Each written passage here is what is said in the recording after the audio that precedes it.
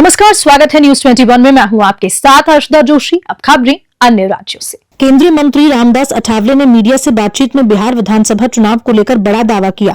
उन्होंने कहा कि बिहार में एनडीए गठबंधन मजबूत स्थिति में है और भाजपा यहां चुनाव जीतने जा रही है। साथ ही नीतीश कुमार की पार्टी जेडीयू भी एनडीए के साथ रहेगी और उनकी पार्टी उनका पूरा समर्थन करेगी। रामदास अठावले का कहना है कि बिहार में एनडीए सरकार फिर से सत्ता में आएगी। इसके अलावा उन्होंने राहुल गांधी द्वारा संविधान के खतरे में होने की टिप्पणी पर भी कड़ी प्रतिक्रिया दी। उन्होंने कहा कि राहुल गांधी कहते हैं कि संविधान खतरे में है, लेकिन पूरा देश जानता है कि भारत का संविधान बिल्कुल भी खतरे में नहीं है। असल में खतरे में राहुल गांधी, कांग्रेस पार्टी और विपक्ष है। उन्होंने ये भी कहा कि बाबा साहिब का संविधान कभी भी खतरे में नहीं आ सकता। पटना से गौतम मयंक की रिपोर्ट।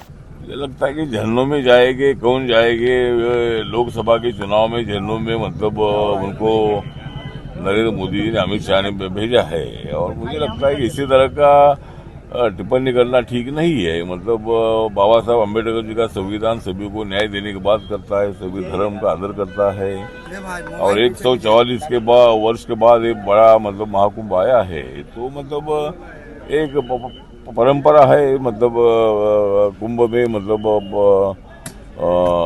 नदी में डुबकी मारने का मतलब एक परंपरा है। तो उसके मुताबिक मुझे लगता है कि वहाँ जो भी मतलब मल्लिकार्जुन खड़गे ने बयान दिया है, बहुत बड़ा निषेधार्थ है। और ये मतलब हिंदू धर्म का बहुत बड़ा अपमान है। और ऐसा अपमान करना मतलब उनको ठीक नहीं, अपमान करना ठीक नहीं है। और मल्लिकार्जुन खड़गे जी के बयान का धिक्कार करते हैं और इसी तरह का बयान उन्हें नहीं देना चाहिए, ऐसा मुझे लगता है। राहुल गांधी भी संविधान को लेकर के हर जगह दिखा रहे हैं। उन्होंने भी कल उस प्रोग्राम के दौरान कहा है कि अगर ये लोग चाहते हैं कि संविधान खत्म कर दें ताकि आजादी से पहले जो गुलामी वाली हालत थी वैसी हो जाए। सर, कैसे देखते हैं? मुझे लगता है कि संविधान बिल्कुल खतरे में नहीं आ सकता है। संविधान तो मतलब बढ़िया संविधान है और संविधान कभी खतरे में नहीं आ सकता है। और मैंने बोला कि अमृतसर में बाबा साहब के स्टैचू पर हमला हुआ है, कितने भी हमले होने दो, बाबा साहब अम्बेडकर जी का पुतला टूटेगा नहीं, संविधान टूटेगा नहीं। संविधान इतना मजबूत है कि मतलब संविधान कोई तोड़ नहीं सकता है। लोग खुद टूट जाएंगे लेकिन बाबा साहब का संविधान टूटेगा नहीं, क्योंकि वो देश की प्रॉपर्टी है और देश का बहुत बड़ा वो सम्मान है संविधान।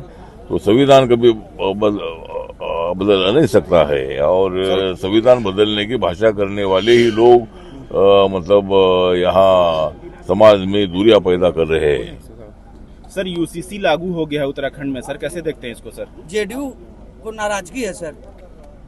ठीक है, अभी ऐसा है कि एक तो जो हमारे धामी साहब है वहाँ के मुख्यमंत्री है और उन्होंने मतलब वहाँ कॉमन सिविल कोड जो है वो वहाँ लागू किया है। तो इसका मतलब ये है कि भाई हिंदू मुसलमान को एक लाने का ये प्रयत्न है।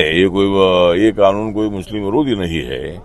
तो मुझे लगता है कि सबके लिए समान कानून होना चाहिए, इसीलिए मतलब उत्तराखंड में ये कानून बनाया गया है और उसका हम स्वागत करते हैं। और मुस्लिम कम्युनिटी में इस पे ये कानून अपने विरोध में ऐसा नहीं मानना चाहिए। हम सब लोग मिलकर देश को मजबूत करेंगे और देश आगे बढ़ेगा नरेंद्र मोदी जी के नेतृत्व में। वक्फ बिल को लेकर के काफी हंगामा हो रहा है। 10 सांसदों को सस्पेंड, वक्फ बिल को लेकर के हंगामा हो रहा है। 10 सांसदों को सस्पेंड भी कर दिया गया है जेपीसी की बैठक में। बहुत ज्यादा उसके खिलाफ है कि जेपीसी जो है वो मुसलमानों के लिए है, मुसलमानों के विरोध में है ये वक्फ बिल।